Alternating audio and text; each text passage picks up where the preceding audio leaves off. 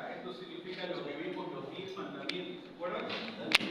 El medicamento, solamente un antimicrobiano sirve para las bacterias, no virus. Y hay que explicarle a los pacientes que si le están dando un antibiótico, ya sea para profilaxis, le expliquen que ese medicamento no les da a los virus. ¿No? Porque hay médicos que directamente le decimos, ¿no? Va a tomar acitromicina o va a tomar penicilina o amoxicilina. Entonces no le comentamos al paciente que de repente nuestra estrategia es profiláctica. ¿Ok? Porque, ¿qué es lo que está sucediendo ahora? ¿Cuál es el principal molestia a la emergencia? Todos van con un resfriado y dolor de garganta. Todos. ¿No? Y uno, normalmente, algunos colegas comienzan con antibióticos. Pero, por supuesto, cada uno tiene su criterio diagnóstico y tiene que ser respetado. Pero, un virus no se combate con un antimicrobiano. Podemos dar antimicrobianos, pero diciéndole al paciente que probablemente la terapéutica sea como profilaxis para no tener infección. Bueno, entonces, una sobreinfección bacteriana. Entonces, la toxicidad tiene que ser selectiva.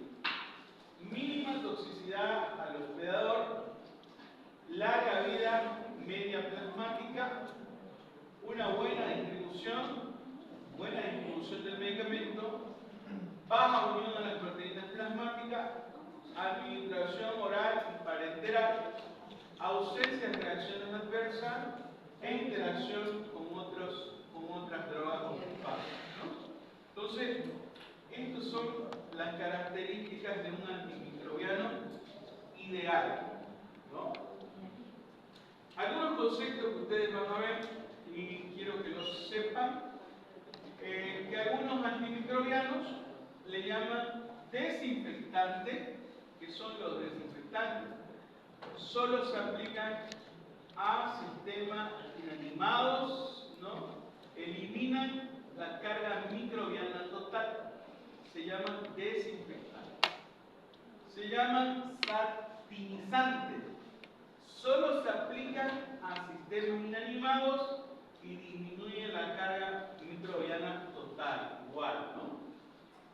Y los antisépticos, ¿qué hacen? Reducen y controlan la presencia de microorganismos potencialmente patógenos y solo se pueden aplicar externamente en seres vivos como la piel y el hueso.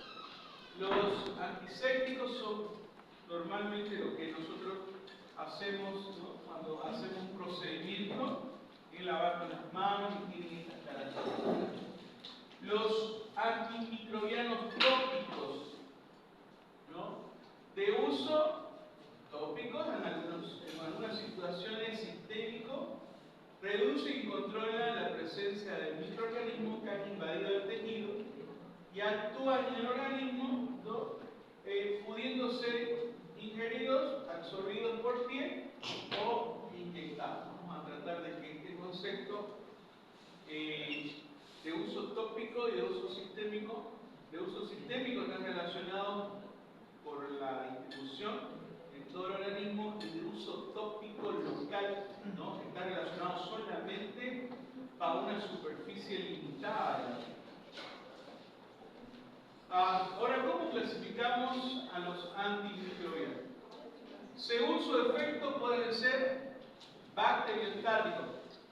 ¿A qué se refiere con bacteriostático? A no dejar multiplicarse o dividirse esa bacteria. ¿A qué llamamos bactericida? A la acción de destruir la membrana celular bacteriana directamente. Entonces, pueden ser bacteriostáticos o bactericidas. Ahora, también esto se polariza, podemos decir, a los hongos. Tenemos efecto fungostático y fungicida.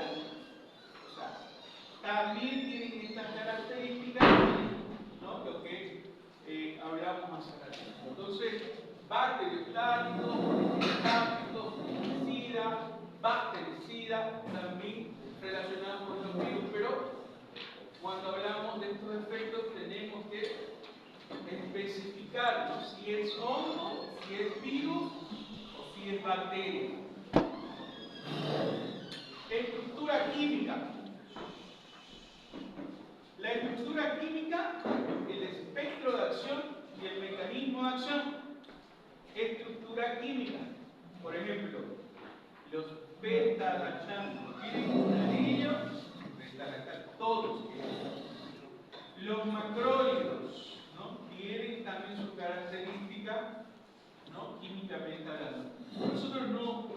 Nosotros poco hablamos de esto, ¿no?, de las características químicas, pero sí hablamos del mecanismo de acción, ¿no? Este es nuestro fuerte en la parte médica, ¿no?, que tenemos que conocer. Por ejemplo, los inhibidores de la síntesis de la pared bacteriana se clasifican en familias, por ejemplo, beta-lactámicos, glifosféptidos. Son familias que están relacionadas a este mecanismo de acción. Cuando yo les diga familia, familia beta-lactámicos, familia macrólidos, familia aminoglucósidos, familia glifosféptidos, familia carbapenémicos. Bueno, tenemos que relacionarlos y unirlos de esta manera. ¿Para qué, chicos? No es por locos ni nada de eso. Para que ustedes entiendan que esto tiene un orden. Si ustedes no se organizan en el orden de aprendizaje, no se van a poder memorizar. Es memoria, yo sé que es memoria, es repetición. La astucia de ustedes, cómo poder aprendérselo, ¿no? Algunos más memotécnicas, unas veces las memotécnicas son muy ambiguas, no llenan todo el espacio, pero por lo menos ayudan, ¿no? Bueno, alteración de la permeabilidad celular, inhibición de la síntesis proteica, inhibición del DNA y ARN. Entonces, el mecanismo de acción siempre tiene que estar adelante. Ahora, como concepto, chicos, les estoy explicando de lo más básico. ¿Qué es el espectro antibacterial? El rango de actividad puede ser de amplio espectro y de espectro reducido. Hay moléculas antimicrobianas que solamente le pegan a un solo tipo de bacteria. A esto se le llama espectro reducido. ¿Cuáles, digamos? Por ejemplo, la isoniazida solamente mata a la bacteria, el bacilo de Koch, ¿no? Otro puede ser también la dicloxacilina o cloxacilina, la isoxazolinpenicilina, que solamente le dan a las estreptococcus. Entonces, hay que aprender ahora el espectro amplio. No solamente les da 2, 3, da varios, podemos decir hasta 3 o 4 bacterias, ¿no? Entonces pueden ser gram positivos, gram negativos, anaerobios, que son y tienen esa característica de ser espectro amplio. Por ejemplo, aminopenicilinas, por ejemplo, son de espectro amplio. ¿Cuáles son esas? La amoxicilina, la ampicilina, son de espectro amplio. Cefalosporinas de tercera, por ejemplo. Podemos hablar de las carbapenémicos, por ejemplo. Son y tienen estas características, son de amplio espectro. ¿Entendido? ¿Entendido? ¿Sí? ¿Sí? ¿La última aquí? ¿Sí? ¿O están haciendo acto de presencia? ¿No? Bueno. Entonces, la actividad bacteriostática. ¿Qué se dice de la actividad bacteriostática?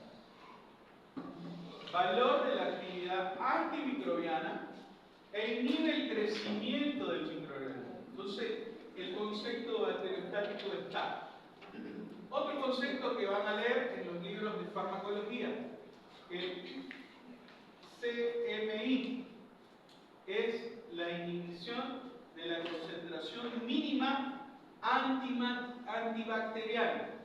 A eso ustedes van a encontrar esta sigla de acá, que es el CMI. Todos los libros de antimicrobiana hablan de ello, ¿no? Es concentración mínima inhibitoria. Con esa concentración mínima inhibitoria vamos a tener, ¿no?, la concentración más baja inhibe el crecimiento del microorganismo. La actividad bactericida, ¿a qué se refiere? Valor de la actividad antibiótica que destruye a un organismo, a un microorganismo, ¿no? Y por último, van a leer también en todos los libros de bacteriología o terapéutica antimicrobiana, ¿no?, esta sigla, SMB, que es la concentración mínima bactericida. Concentración mínima bactericida. Concentración más baja que destruye el 99.9% de la población microbacteriana. A eso se refiere con CMB. Bueno, las combinaciones de los antibióticos. Pueden tener, ¿para qué sirven estas combinaciones? Por ejemplo, ampliar el espectro. A ver, si decimos que le damos vancomicina y solamente sirve para los gram positivos, y queremos ampliar el espectro para los gram negativos, por ejemplo, entonces le damos una cefalosporina de tercera o le damos un aminoglucósido para las gram negativas, utilizando cefalosporina con un aminoglucósido. Vamos, o vancomicina. La vancomicina solamente le da los gram positivos, ¿no? Y cuando aumentamos un aminoglucósido, le estamos aumentando el espectro, estamos haciendo una combinación sinergismo, pero estamos ampliando el espectro para gram negativas aerobias. ¿Por qué? Al combinar estos dos medicamentos, vamos a aumentar el espectro de acción.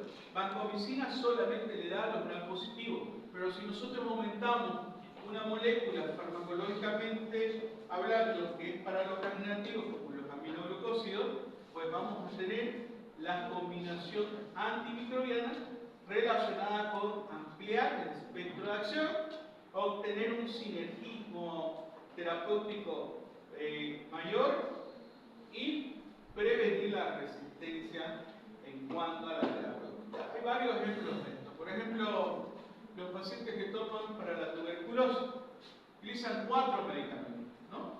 Isoniazida, rifampicina, tabutol y acidamida. Entonces, esto, ¿por qué se utilizan? ¿Por qué se dan más medicamentos? ¿Por qué aumentamos nuestro? Porque tenemos a prevenir la resistencia a cualquiera de esos medicamentos que estamos utilizando, ¿no? Bueno, aquí nos dicen esta diapositiva: sinergismo del antibiótico, combinación de 2 antibióticos para conseguir mayor actividad juntos que por separado, ¿no? Antagonismo, una combinación de antibióticos que hace que la actividad de uno de ellos interfiera en la del otro. No tienen que haber ese tipo de combinaciones, porque si no, no sirve la terapéutica, ¿no? ¿Y cuál es el ejemplo que nos dan los libros? El uso de beta-lactámicos con tetracitina, por ejemplo.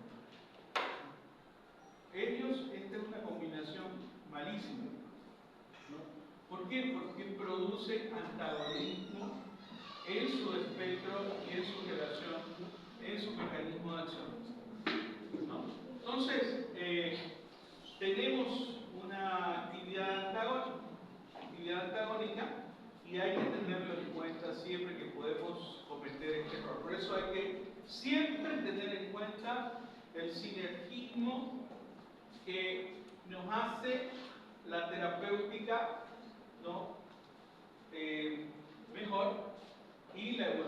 también para no producir efectos que no corresponden a la terapia. Aquí más no se ve. A ver, la clasificación de los antibióticos. Una, por su mecanismo de acción, pueden ser bactericidas y bacteriostáticos. Por su estructura química, como les decía, la familia, macrólidos, aminoglucosis, por eso se llaman así, características químicas de cada una de ellas. Dianas o sitios de acción antibacteriana. Entonces la clasificación está relacionada a esto, y esto es lo que tenemos que trabajar.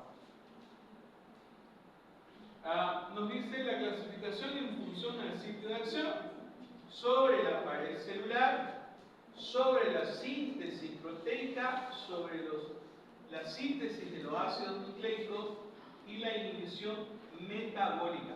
Entonces tenemos sus blancos o sitios de acción pueden ser sobre la pared celular. Por eso es importante conocer estructura de los gram positivos y gram negativos. No es mi locura que los gram negativos, ¿cómo funcionan? ¿Qué características tienen las membranas? ¿No? Decíamos, ¿tienen poros? ¿Las gram negativas tienen poros? ¿No hay? No tienen poros las gram negativas. ¿Y cómo? Tienen porinas. Tienen porinas. Unos poros se llaman porinas, las moléculas se llaman porinas. Si no hay esas porinas, no hay cómo entra el medicamento, porque tienen dos capas. Las gram positivas tienen una membrana externa o una membrana interna. Las gram negativas tienen esa capa. Las gram positivas no la tienen. Tienen solamente una membrana y una pared, ¿no? Chicos, esto tiene que estar bien claro en esto, porque si no, va a ser para ustedes chino.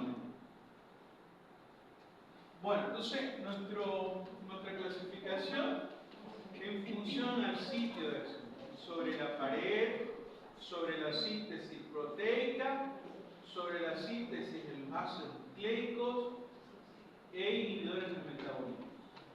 Vamos a comenzar con los inhibidores de la síntesis de la pared celular. Una clasificación bien bonita aquí, que creo que nos va a servir de mucho esta diapositiva para tenerla bien claro lo que hacen en su mecanismo de acción. Miren, los beta-lactámicos, ¿qué hacen? Se unen a unas proteínas que se llaman proteínas fijadoras de la penicilina, ¿no? Que afectan la síntesis de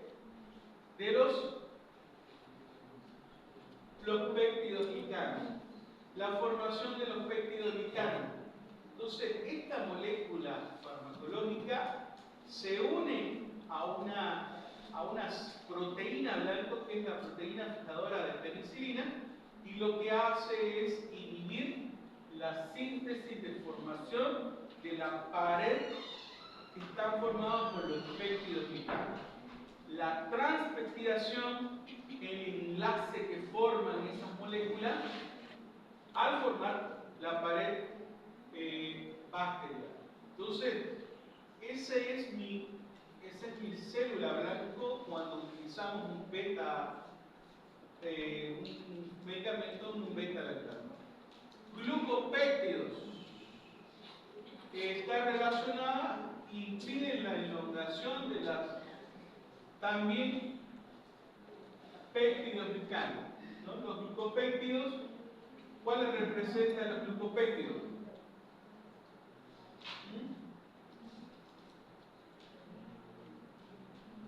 ¿Qué fármaco representa los glucopéptidos? Trabajo, tecoplasmina. Tenemos los polipéptidos, que están la bacitracina y la polipepsina. ¿Qué es lo que hace? Acción a nivel de la membrana igual, inhibe el transporte de los precursores de la formación de los péptidos glicanos. La lipopéptidos, que tenemos la dactomicina, y por último tenemos la isoniazida etionamida, ethambutol, cicloserina, como medicamentos antituberculosos e inhiben la formación, la síntesis también de la pared, pero se unen a los ácidos micólicos, que son aquellos que están formando la membrana del bacilo de Koch, ¿no? Por eso estos medicamentos se utilizan principalmente como antituberculosos.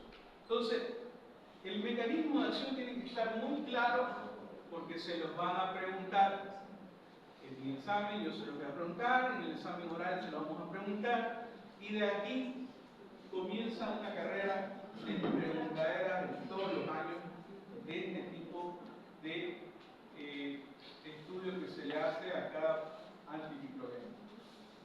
Vamos a comenzar con los beta-lactámicos. Como les dije, esta es la pared, estas son las moléculas que van formando esta pared, ¿no? Y decimos que los beta-lactámicos se unen a estas proteínas, que son las proteínas fijadoras de penicilina, para inhibir el crecimiento, la formación de la pared, el entrecruzamiento de los péptidos del caño, es el tipo de pared, ¿no? Va deshaciendo o va destruyendo, podemos decir, y produce la no formación de esta pared. Ahora, ¿cómo hace para que mate a la bacteria? Como no hay esta pared, comienza a producir podemos decir, desequilibrio osmótico, ¿no? Comienza a producirse el cambio de osmosis, el cambio de presión dentro de la bacteria, aumentando la presión dentro de la bacteria y produciendo la lisis o destrucción de la bacteria. Hay un cambio osmótico del espacio extracelular al espacio intracelular, produciendo aumento de la presión intrabacteriana y produciendo destrucción.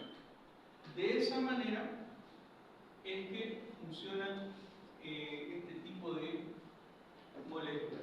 Aquí tenemos, ¿no?, la unión a la proteína fijadora penicilina, o sea, la molécula farmacológica, van y se unen y producen que toda la pared no se forme y haya esa estructura mal hecha ahí, ¿no?, y vaya a producirse el estado de hiperosmolaridad o aumento de la osmolaridad dentro de la célula y producir el estallado de la lisis.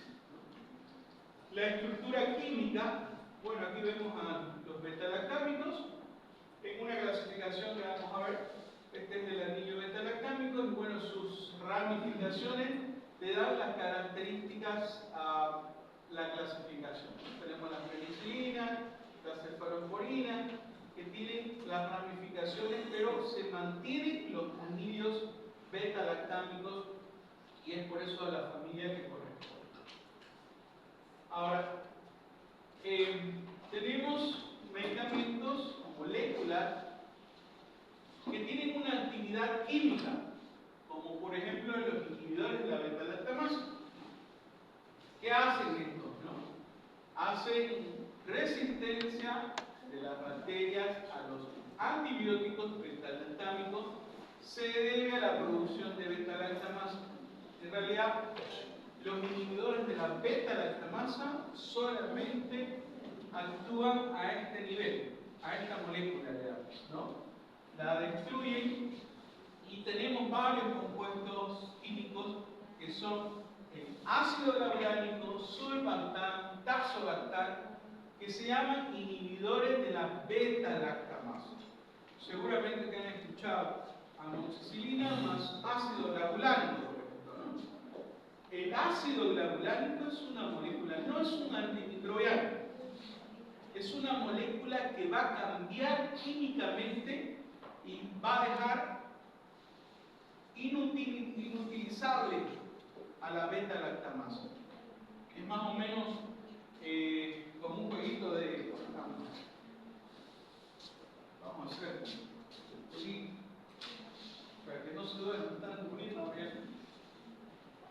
nosotros tenemos aquí a la bacteria, va unida, este es un beta-lactámico. Cuando va solo la penicilina, por ejemplo, la bacteria produce la beta-lactamasa. Cuando esta produce, se une a las características químicas de este medicamento y la inhibe, hace que no funcione. Químicamente la bacteria se prepara para este tipo de situación. Pero ¿qué pasa cuando nosotros aumentamos nuestro ácido clavulánico o inhibidores de la beta-lactamasa? Hace que entre junto, pero cuando dispara la bacteria sobre la beta-lactamasa, ¿qué es lo que hace? Se une al inhibidor de la beta-lactamasa y hace que el antibiótico ejerza su acción, produciendo que no tenga ninguna alteración en su característica química. Entonces, esa molécula que vemos aquí, ¿no?, químicamente se llaman inhibidores de la beta-lactamasa e inhiben que esta molécula produzca daño al beta-lactámico, ¿no? De esa manera es que lo hacen, súper fácil. Pero, ¿no?, eso está relacionado al uso de esta molécula que no tiene efecto antimicrobiano, tiene un efecto químico, es un inhibidor, ¿no? Y recuperamos al antibiótico para que muera en sí esta bacteria y produzca el efecto que producen los beta-lactámicos, que es un efecto bactericida, ¿no? Miren, la clasificación de los beta-lactámicos, ¿cómo se clasifica? Penicilina, cefalosporina, carbapenémicos y monobactámicos.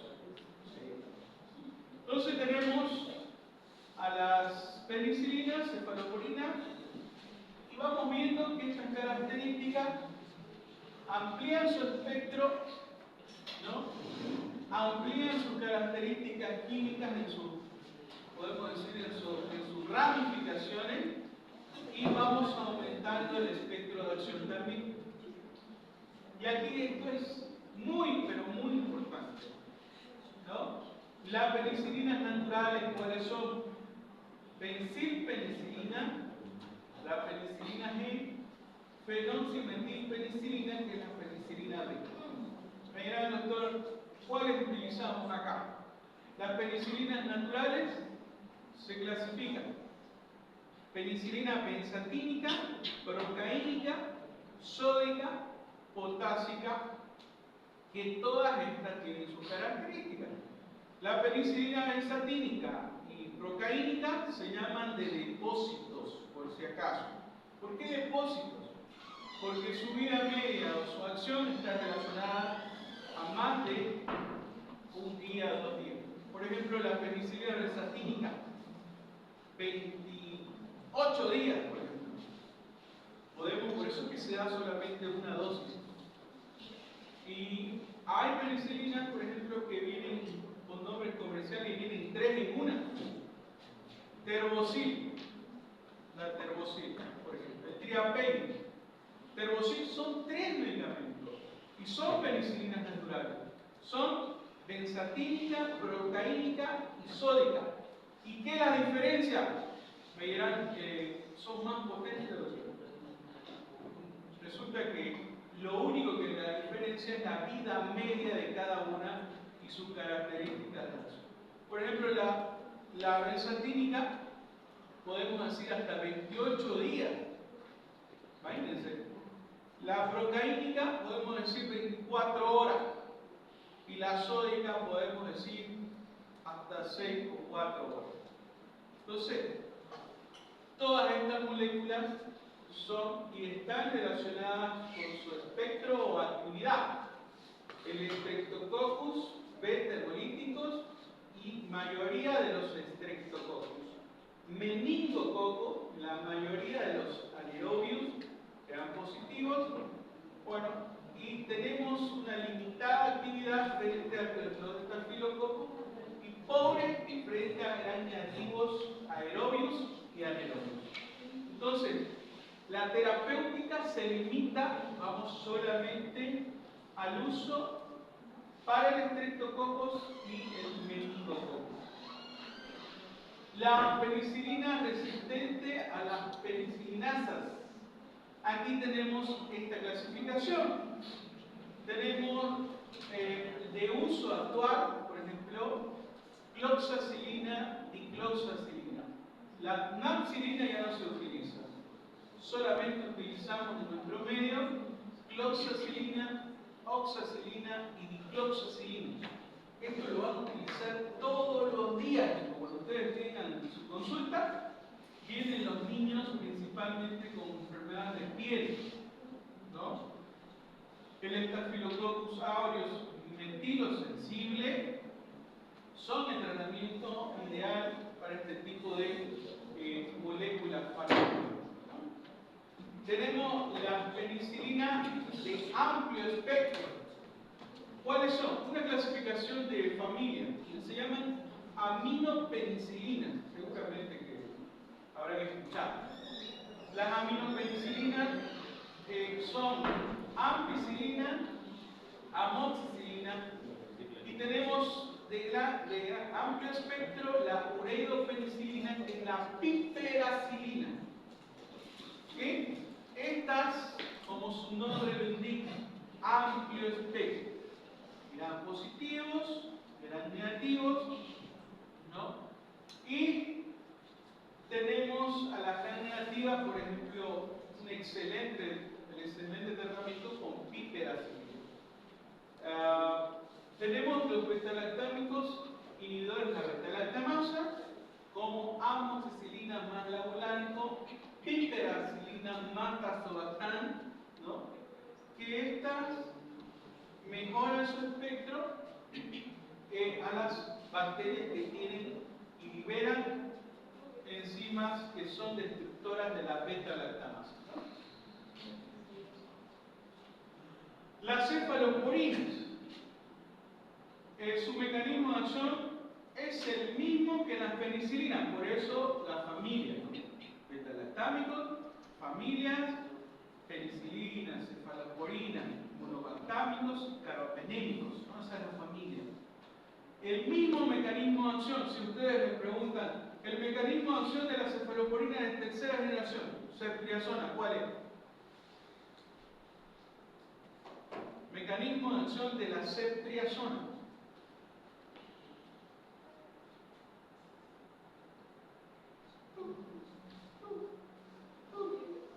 Y explicándoles ahorita.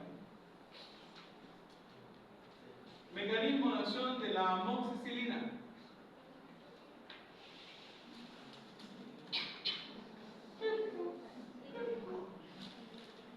¿Ah?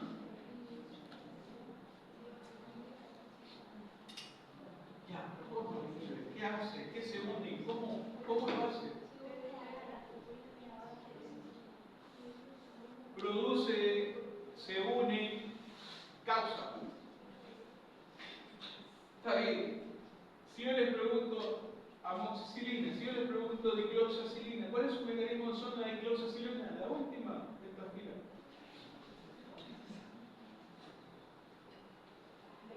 De la dicloxacilina.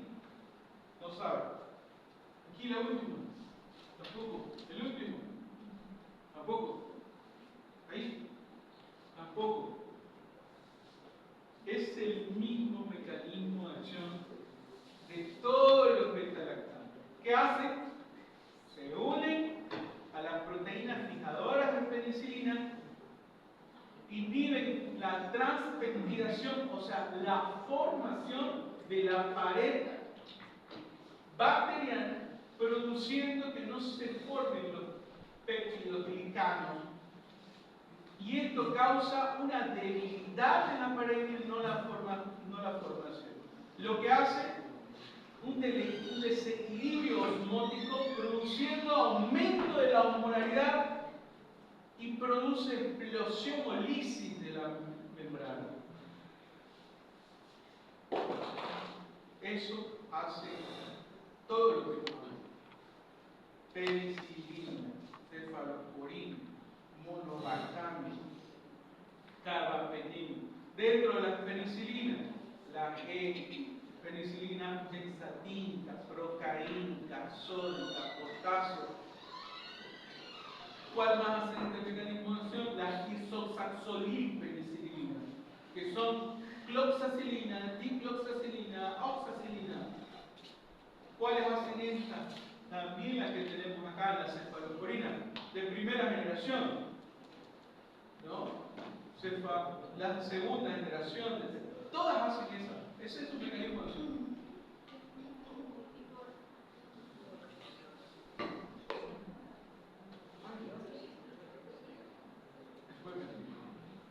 Ya, pero la cefalosporina tiene el mismo mecanismo de acción, pero muestra un espectro totalmente diferente.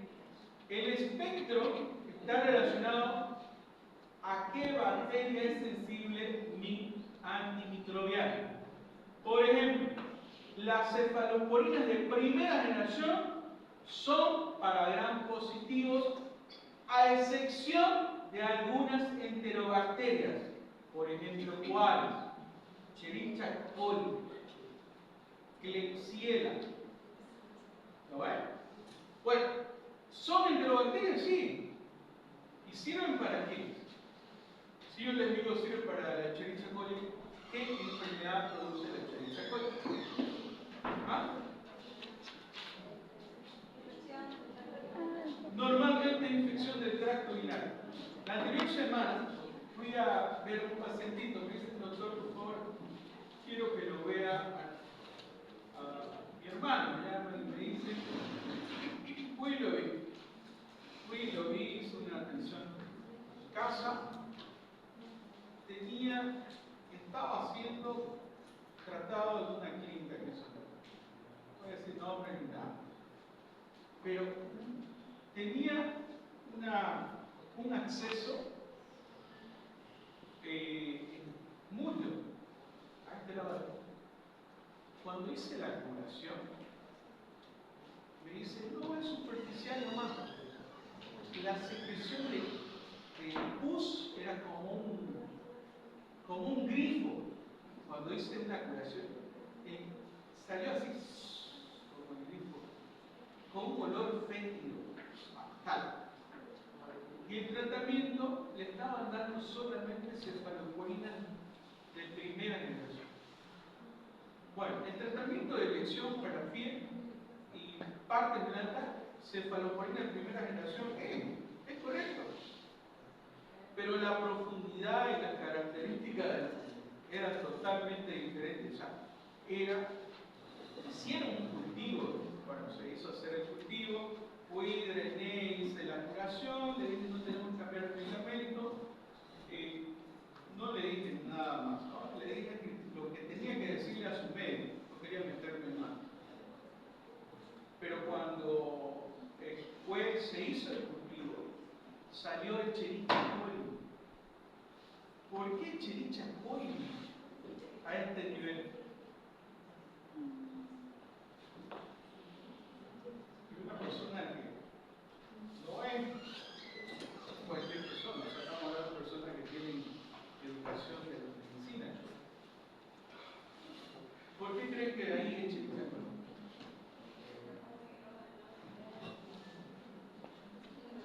¿Ah? Metió la mano donde no debe. O sea, él seguramente hizo una maniobra de curación sin lavarse las manos. Entonces la Escherichia coli migró de allá para acá. Era una sobreinfección. Y cuando yo hablé con su médico, y su médico era un amigo mío de formación, o sea, un año más era yo aquí en la universidad. ¿No? Hablo con él, le digo: mirá, está pasando esto. Sí, Juan Carlos, comenzamos a hablar sin necesidad de hacer nada. Fue una evolución, fue mejorando, le pusieron un drenaje automático ya, para que no se lo toque. Claro que eso tiene un costo aparte, un punto aparte, digamos. Y bueno, eso es lo bonito de medicina, de compartir experiencias, ¿no? Y bueno, pues, yo toda la vida me dediqué a hacer curaciones, me van a decir, sí, es verdad, hacía curaciones a mis pacientes. Cuando estaba en el hospital, me encanta hacer ese curaciones, es lo que más me gustaba. O sea, curaciones espectaculares, demostrar a las imágenes. Pero bueno, son cosas que ya pasaron a la historia. Pero igual, estamos ahí, ¿no? Entonces, seguimos. ¿Todavía no para acá? Ya, sigamos. Entonces, se comenzó, este pacientito le dieron, aunque salió Cherichacole, salió resistente a todo, menos al café. O sea, un medicamento que vale 800 cada frasquito. Tiene que darse cada 12 horas. Ya saben. Pero bueno, lo que tiene tanto que tiene que se hace.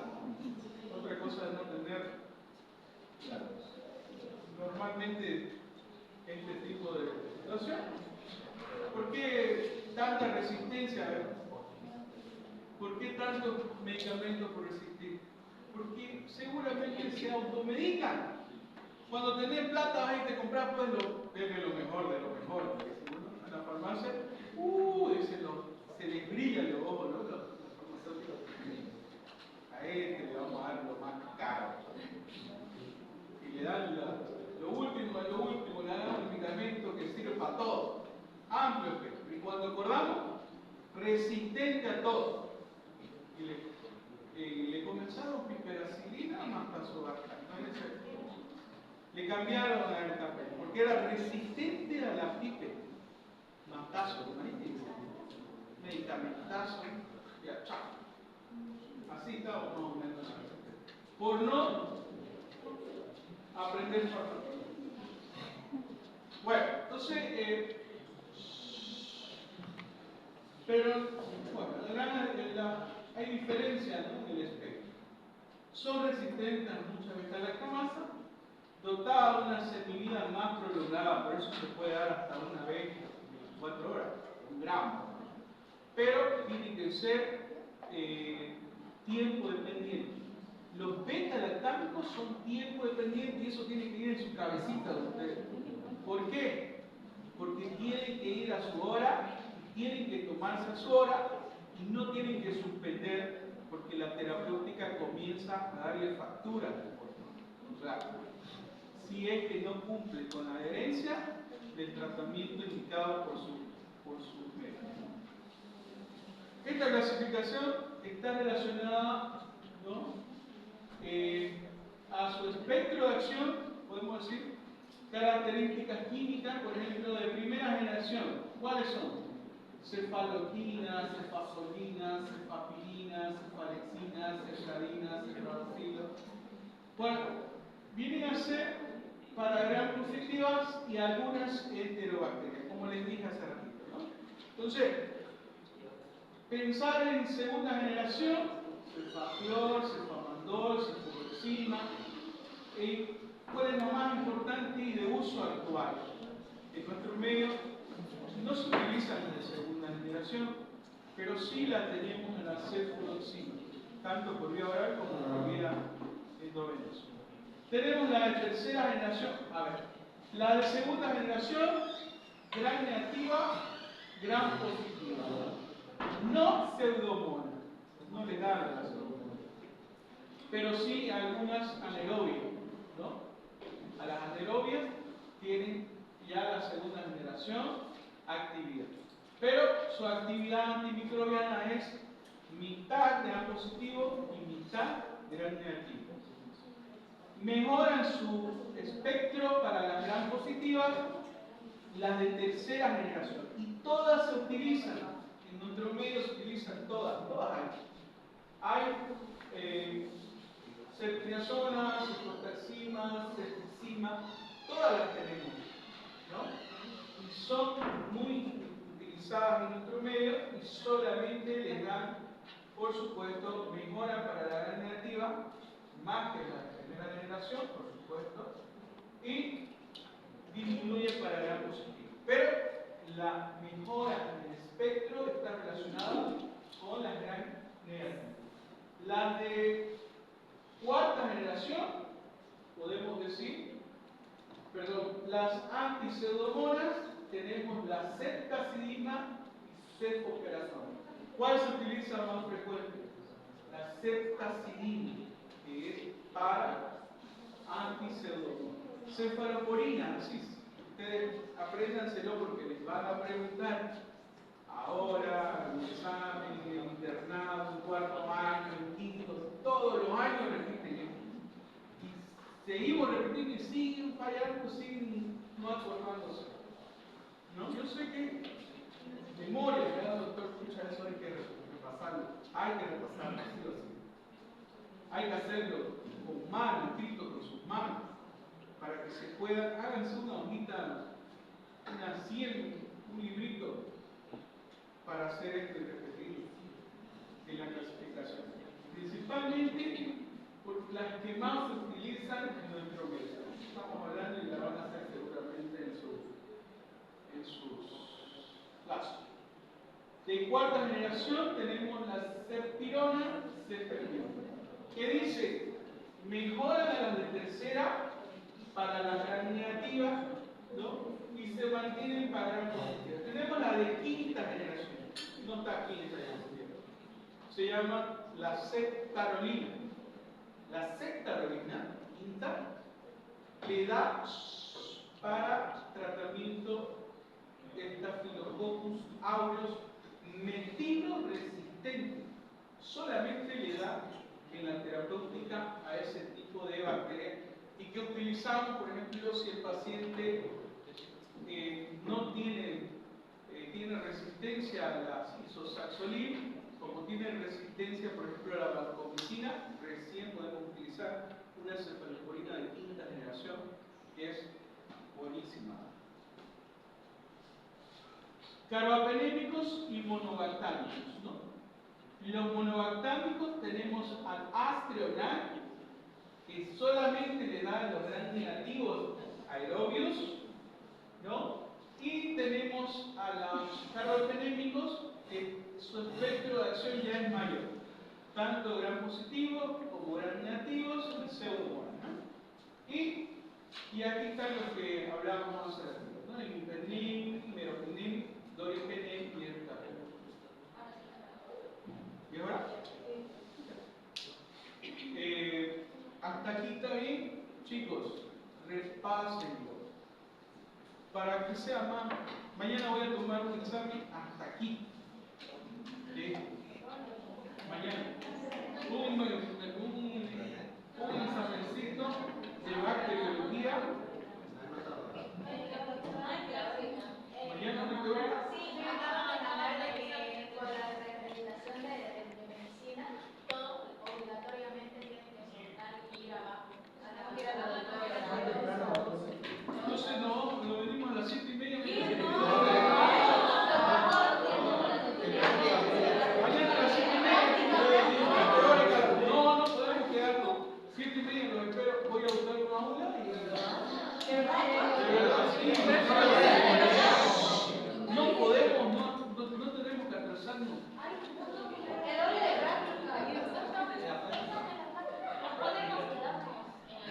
¿Quieren quedarse?